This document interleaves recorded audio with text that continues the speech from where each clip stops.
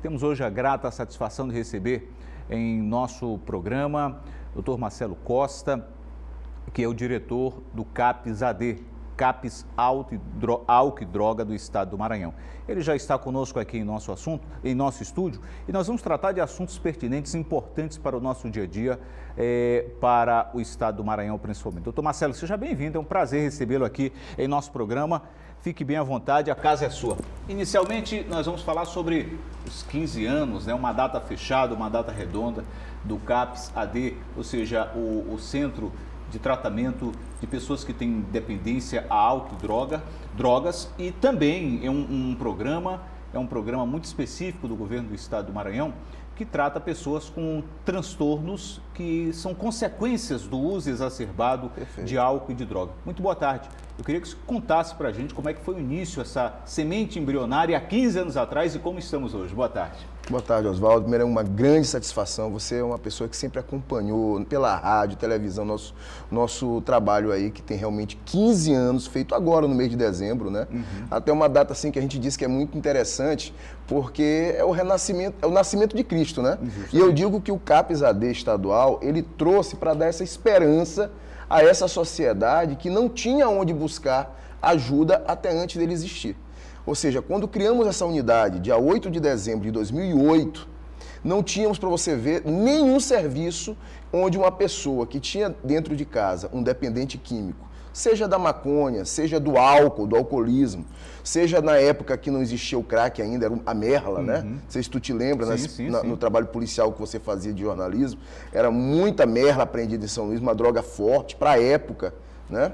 Então, as mães tinham que levar para onde? Para a nossa emergência no Nina Rodrigues, onde a gente, enquanto especialista, só tinha uma condição. Ou mandava para uma clínica psiquiátrica, uma internação que muitas das vezes nós sabíamos que ia piorar o quadro do paciente, porque clínica psiquiátrica, infelizmente, é para tratamento da loucura e mal ainda, né, o tratamento da loucura. Pessoas com dependência química acabavam piorando ali dentro. Então, criamos essa unidade que virou referência para o Estado nesses 15 anos, onde de porta aberta pode atender qualquer pessoa, desde o leve até o mais grave com dependência química e transtornos provocados por ela. Doutor Marcelo, o senhor eu posso dizer que o senhor é testemunha ocular ao longo desses 15 anos e talvez até um pouco mais tempo, desse verdadeiro calvário que o ser humano, parte de seres humanos, né, da população do Estado do Maranhão, atravessam. Quando eu digo parte, eu digo a pessoa que tem a dependência e os familiares em torno dessa pessoa. O que mudou de 15 anos atrás, dessa situação de 15 anos atrás, especificamente da abordagem ao tratamento de pessoas que têm dependência? E o que se tem hoje de tratamento? O que se pode, de palpável, dizer que está dando resultado, que os resultados são importantes, são relevantes? Perfeito. Quando a gente trata realmente, Oswaldo, da questão da psiquiatria no Maranhão ou no Brasil, a gente tem que falar da reforma psiquiátrica no Brasil. Claro. Anteriormente, antes da reforma psiquiátrica, o tratamento era à base de hospitais psiquiátricos. Então, com a reforma em 2002, agregada ao Sistema Único de Saúde, ao Sistema Aberto de Saúde, se criou as redes de atenção psicossociais, onde o CAPS-AD, ele faz parte dessa rede de atenção psicossocial, não no Estado do Maranhão, mas no Brasil. Correto. Nosso CAPS, ele tem um recebimento de recursos do Ministério da Saúde e tem uma contrapartida grande do governo do Estado do Maranhão através da nossa grande rede de saúde estadual, onde o CAPS ele pode, dessa maneira, atender abertamente, ou seja, uma pessoa, para chegar até o CAPS, antes de existir esse modelo, ela precisava de uma IH médica para se internar, por exemplo. No CAPS não, a pessoa está passando pela rua do Monte Castelo, ali na rua Conde Deu, ali na antiga rua da Nossa Sergel, ela pode adentrar voluntariamente e já iniciar naquele momento um atendimento dia, onde ele vai todos os dias para a unidade, vai tomar remédio, vai ter psiquiatra, clínico geral, laboratório para fazer todos os exames dele, que você conhece, todas as atividades terapêuticas ocupacionais para que ele se reinsira também na sociedade. Porque antigamente a visão era hospitalicêntrica. O que era a visão hospitalicêntrica? O paciente ele era retirado da sociedade e introduzido dentro de um modelo hospitalar, à base de remédio, muitas vezes muita medicação, que agravava ainda mais outras situações mentais. Com o modelo CAPS, esse modelo se torna um modelo comunitário, um modelo aberto de reinserção social, e não de inclusão dentro de hospitais, mas sim para a sociedade. Nós temos situações distintas, que tem aquelas pessoas que estão ainda na convivência do seio familiar, moram em suas casas, em suas residências, mas também nós temos aquelas pessoas que vivem em situação já de vulnerabilidade, situação de rua. E eu conversava alguns dias com hoje o delegado aposentado Sebastião Uchoa, né? E Sebastião Uchoa me detalhou como foi esse início lá atrás, onde nessa parceria entre a Polícia Civil, que é o órgão de repressão, mas o CAPS-AD, resolveram fazer o resgate de pessoas, ou seja, diminuindo esse volume de pessoas que estão na rua, que perambulam em praças e avenidas, que ainda nós temos, né? Porque se multiplicou, acabou se proliferando a questão das pessoas que são dependentes. Mas como é que foi lá no início e como é que vocês estão tratando desse assunto hoje? Oswaldo, uma situação muito interessante, né? O doutor Sebastião Uchoa, na época, ele era superintendente da Polícia Civil da capital. Nós tínhamos uma Cracolândia já instalada no João Paulo, chamado Rua Projetada, Rua da Feira. Infelizmente, a feira estava muito largada, então onde não tem serviços públicos adequados, se prolifera essa questão do uso de drogas e outras porcarias que acabam surgindo ali. Tinham 150 pessoas vivendo naquela rua projetada usando droga, carregando tomate, dormindo por cima de tomate. Os feirantes de lá não tinham mais nem como vender, as pessoas não conseguiam adentrar porque ficavam com medo. Tinham muitas mortes entre eles durante a madrugada. Só que o doutor Uchoa, com a visão dele humanística, e não a visão deles, foi uma grande mudança, inclusive, no paradigma policial com relação ao dependente químico, onde tirou aquela ideia de marginalização e de doença. Então ele ligou para mim, marcou uma reunião na Superintendente de Polícia Civil, juntamente com o que era coordenador do SAISP Oeste na época, o delegado Furtado, Joviano Furtado, que ele era responsável pela região, e fizemos a primeira incursão com a saúde e a Polícia Civil, onde retiramos ali 75 pessoas de primeira mão para um tratamento de dependência química, além de terem tirado armas brancas, armas de fogo, muita substância apreendida, e encaminhamos para um tratamento. Na época não tínhamos um tratamento ainda específico, que aí depois a gente vai colocar, que a gente criou depois um outro tratamento, que era dentro do Nina Rodrigues, uma enfermaria que criamos de 15 leitos, chamada Enfermaria de Álcool e Drogas. Então todos os nossos pacientes a gente encaminhava para lá, alguns, outros para as comunidades terapêuticas e outros para o CAPS, e devolvíamos assim ao seio de sua família. Porque eu digo que essas pessoas de situação de vulnerabilidade, elas não são pessoas desprovidas de família. Elas estão afastadas desse seio familiar, porque a família não sabe lidar. Mas quando tem um órgão público com expertise para tratamento e os poderes públicos se juntam, a gente devolve a ele a condição de, comum conosco, ajudar no processo de reinserção. Há algum tempo eu recebi, inclusive, aqui nesse mesmo programa, o Dr. Rui Palhano. E a gente falava sobre essa temática de drogas. Ele dizia para mim, Oswaldo, o Brasil ainda não sabe tratar e ainda não sabe cuidar de pessoas com dependência química, né? Com qualquer tipo de dependência, álcool ou dependência química. Não sabe tratar.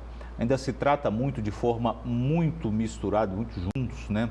Pessoas que têm transtornos mentais, pessoas com transtornos psiquiátricos e pessoas que evoluem através da dependência contínua também para transtornos mentais. E como diferenciar, quais as condutas que vocês estão adotando hoje para esse tipo de tratamento, doutor Marcelo? A primeira conduta que fizemos foi isso. A gente começou a entender que ficar dentro do Nina Rodrigues, uma enfermaria de álcool e drogas, era ruim. Porque acabava realmente misturando o transtorno mental com a dependência química.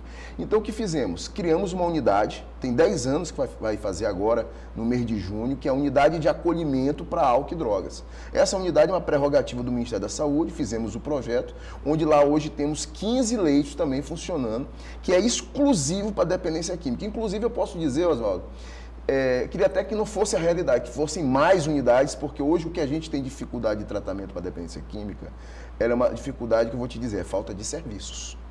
Esses CAPs álcool e drogas, as unidades de álcool e drogas, unidades de referência especializada para também dependência química, elas deveriam estar em todos os municípios. Pois é, esse é um dos questionamentos. Descentralizada. Então a gente acaba tendo uma unidade que é estadual, onde esse papel, na verdade, não era nem para o Estado fazer, é um papel de municípios fazerem, ou seja, a rede municipal precisa encampar esse desejo, essa vontade de tratar o seu dependente químico. Você observa a prefeitura, São Luís, Não estou batendo nem nesse nem naquele prefeito, não é isso não é a ideia. Mas a gente não tem uma rede de atenção psicossocial para álcool e droga, não temos uma unidade de internação da prefeitura para dependência química.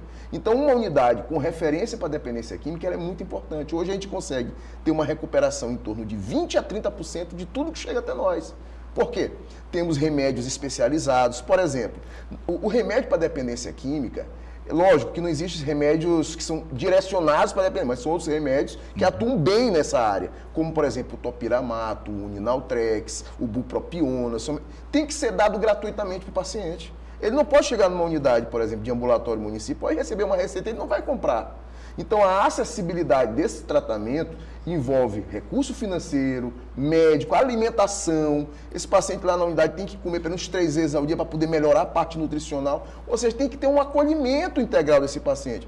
Tudo que você fizer nesse dispositivo para dar esse acolhimento da maneira mais integral possível, você vai ter um nível de recuperação maior. E, infelizmente, no Maranhão, nem privado nós temos clínicas para isso. Nem a de Rui Paliano.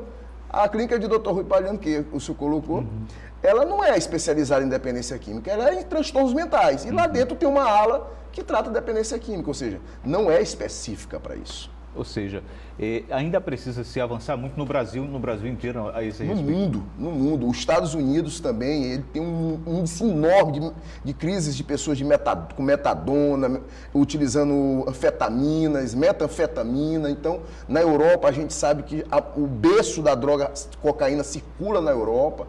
Então, a gente precisa evoluir no mundo e atentar para essa população que está realmente, com a pandemia, inclusive, agravou.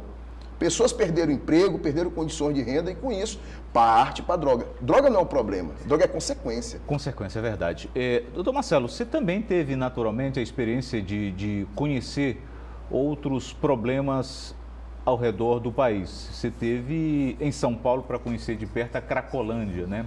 Partindo do que você viu lá, que naturalmente, quando você viu para hoje, deve ter se potencializado muito mais. Qual a perspectiva que você tem com relação a essa questão do tratamento, essas pessoas que precisam ser tratadas em relação à dependência? Eu digo que São Paulo, ele fez tudo errado.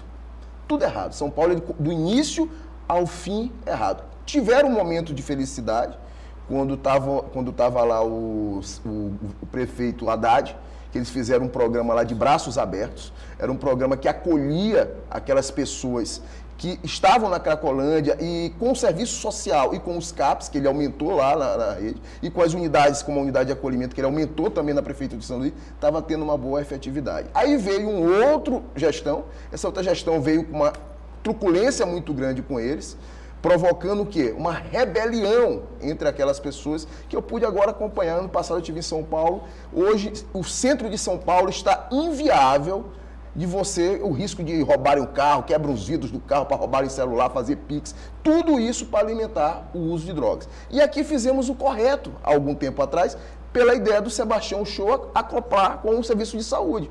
Impedimos, por exemplo, que o João Paulo se transformasse em numa rua na Sé, que é lá em São Paulo, né? Então, hoje em São Luís, nós não temos aglomerados de pessoas como é em São Paulo, porque fazemos todos os meses ações resgates. Pois é, essa é uma da questão que eu quero abordar com o senhor, e já agora com a participação muito efetiva do Joviano, né? O Joviano tem uma participação muito efetiva. Continua a parceria. Foi a continuidade, né? Nós seguimos com a continuidade, o doutor Sebastião se aposentou, mas continuamos com o doutor Joviano fazendo todas essas ações conosco, que era a Polícia Civil e o CAPS-AD, e ganhamos inúmeros parceiros, Secretaria de Assistência Social, igrejas, faculdades. Então, todo mês nós vamos ter pelo menos 3 ações. Esse mês já tivemos uma final do mês de dezembro, não é isso? Fizemos 3 no mês de dezembro. Fizemos uma ao dezembro vermelho, que é a questão do HIV. Fizemos a última com o Ministério Público e fizemos uma outra também na Praça Nauro Machado para aquela população. Cada ação dessa nós tiramos 6, 7. Mas o mais importante não é tirar 6, 7 da rua. É você fazer com que aquelas pessoas estejam sendo olhadas. Então, essa visão humanística delas impede com que aglomere, impede com que aquela coisa ali se transforme em um grande conglomerado de pessoas, como é em São Paulo, que ali, se você me perguntar, eu não sei como sair daquela situação, não. Essas imagens que nós estamos vendo aqui é o aniversário de 15 anos, não é isso? 15 anos da nossa unidade. Você observar aí, tem vários dispositivos de saúde. Nós temos aí o nosso coral. Esse coral é composto pelos nossos pacientes em reabilitação. Esse coral também tem 12 anos de funcionamento. Ele abre festas de igrejas, abre festas de faculdade, da própria secretaria, do Ministério Público. Então as pessoas elas vão para essa unidade não para receber só remédio, mas para receber também um olhar, um acolhimento. A gente teve depoimentos de pacientes aí que hoje são voluntários no CAPS, estão há 13 anos sem usar nenhuma droga. Ou seja, há possibilidade de parar. Não existe essa ideia de que não tem como. Agora precisa de um trabalho conjunto. Serviço público funcionando bem, interligado, sociedade civil organizada e a família. Doutor Marcelo, nós temos também outras questões que nós gostaríamos de abordar com o senhor, principalmente a respeito de outros órgãos que deveriam estar irmanados. O senhor falou aí o Ministério Público, que outros órgãos têm tido o interesse de olhar para essas pessoas, de ver essa situação da dependência e do modo que o CAPS funciona aqui no estado do Maranhão. Outra coisa importante que eu acho que a visibilidade dessas ações, desses programas, que televisão como o seu, a sua comunicação, foi fazer com que o CAPS virasse uma vitrine. E essa vitrine os órgãos acabam nos chamando. Eu não tenho dificuldade, só tenho que articular. Mas, por exemplo, o Tribunal de Justiça hoje criou o POP Rua. POP Rua é um programa do CNJ, do Conselho Nacional de Justiça. A gente tem que falar as pessoas que estão na frente. Aqui é o doutor Douglas de Melo Martins, onde ele já fez 2 ações esse ano junto conosco, onde atende a essa população de rua, devolvendo para eles principalmente uma coisa que ninguém imagina que é tão importante para eles: documentação. Um ser humano sem um RG, um ser humano sem um CPF, um ser humano sem um título de eleitor, ele não é nada, ele não tem civilidade. E outra coisa importante, todas as pessoas que estão em situação de rua, ano que vem vão votar. Já foi começado a tirar os títulos de eleitor dele nessas ações e vão ter outras ações ano que vem. Nós vamos estar junto com a parte da saúde, ele é a parte que ele tem força muito, aí vai vir Procuradoria do Trabalho, do Eleitoral, aí vem o Ministério Público junto. Então a pessoa que vota, ela vira cidadã. Então o político começa a olhar para a pessoa em situação de rua com uma visão melhor. Eu acho que eu preciso dele. Deveriam olhar de forma melhor, né? Deviam olhar de forma melhor. E com eles votando, eu penso assim, o doutor Douglas pensa assim também, o doutor Marco Aurélio, que é um grande líder agora como promotor do Distrito do Centro, que é uma região ainda que acumula pessoas usuárias de droga. Então, você vai votar, então eu preciso do teu voto. Se eu preciso do teu voto, eu tenho que te ajudar. Doutor Marcelo, quando se fala em recuperação entre 20% ou 30%, esse percentual em relação à questão das drogas é um percentual alto? Altíssimo. Porque se você for pegar um compêndio hoje de psiquiatria, um Kaplan da vida, você vai ver que está entre 5% e 10%. E desses 5% e 10%, após um ano, o nível de recaída gira em 3%. Né? Então, a gente está trabalhando bem acima. Mas por que a gente está trabalhando bem acima? Porque a medicação é gratuita e aí a gente tem que colocar aí a César de quem é de César, né? O Instituto Invisa, junto com a Secretaria de Estado de Saúde, que é o parceiro, o instituto que gera o nosso recurso. Tudo que a gente pede de remédios que são linha de frente para esse tratamento é dado a eles. Então, eles têm a gratuidade da medicação. A medicação ajuda muito. Nós temos materiais de oficinas terapêuticas, cursos profissionalizantes. Só esse ano, botamos 30 pessoas por meio do SESI e do SESC como pedreiros. Então, são pessoas que estão na construção civil trabalhando. O nível de recaída diminui. Porque se você parar de usar droga, mas você não tem uma ocupação, você não gera uma renda, tendência é você 3, 6 meses depois voltar para lá, para a unidade com recaídas, né? Então, o trabalho da dependência química ele é multifatorial, ele é multidimensional e precisa, com isso, de interdisciplinaridade e intersetorialidade para poder superar. Para 2024, qual o planejamento, as estratégicas para esse enfrentamento? Que é um tratamento que é um enfrentamento a uma situação muito complexa no país, doutor.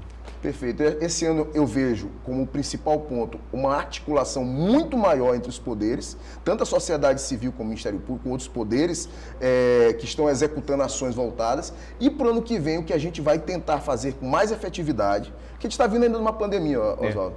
A gente ainda teve muitos cursos paralisados por conta de risco de contaminação, estamos voltando aos poucos. Vamos fortalecer a parceria com o Grupo S, com a questão dos cursos profissionalizantes, que é muito importante. E vamos, porque eu já posso colocar, né, como fato, né, porque o secretário já está em reforma, vamos sair da nossa unidade ali no CAPS, no Monte Castelo, Não sei ainda te dizer o prazo, no 2024, e vamos para um prédio muito maior, com mais andares, com condições de desenvolver, inclusive, urgências e emergências. Por exemplo, pacientes que vão ter crises provocadas pela dependência, que em vez de ir para uma emergência do Nina Rodrigues, vamos ter médicos 24 horas para atender com uma observação de 12 leitos, para que a gente amplie com isso. De 15 por mais 12 leitos, nós teríamos aí, no mínimo, 27 leitos para utilizar para internação quando for necessário. Doutor Marcelo, queremos agradecer pela sua participação em nosso programa, dizer que continuamos a apreciar, admirar o trabalho que você faz nesses 15 anos, né? Muito obrigado. Que o senhor possa permanecer e dinamizar ainda mais essas ações, porque parece ser uma briga desigual, ou seja, pessoas de bem de um lado, Estado, órgãos e serviços públicos de um lado, do outro lado, vocês lidam com uma situação fatídica, que chega a ser fatídica em determinadas situações, que é principalmente o tráfico de drogas, que incide sobre a vida das pessoas nessa questão da dependência. Então, parabéns ao trabalho que você realiza. Muito obrigado, Oswaldo, pelo tempo, pela condição de a gente estar aqui logo depois do Natal, né? E dando esse presente aí, porque vamos ter mais serviço aí para a população. E é importante também essa colocação que a questão da inibir o tráfico de drogas, o narcotráfico, ele tem que ser combatido, né? Cada vez que eu vejo drogas serem apreendidas, eu vejo vidas sendo salvas. É a mesma combinação. Droga presa é vida que não vai ser destruída por ela. Então, tem que ter um trabalho de repressão muito grande, a gente está disposto para fazer esse trabalho de recuperação. Muito obrigado aqui à TV Maranhense pela oportunidade, muito obrigado ao seu trabalho, Oswaldo. Pode me chamar qualquer hora que a gente vai estar ali para ajudar. Volte sempre, a casa é sua. Em qualquer uma das ações, nos comunique para a gente fazer a abertura aí, uma cobertura de pé. Vou mandar para você, no particular. Felicidades. Vamos agora a um breve intervalo comercial e voltamos já já com Linha de Frente. Aguarde.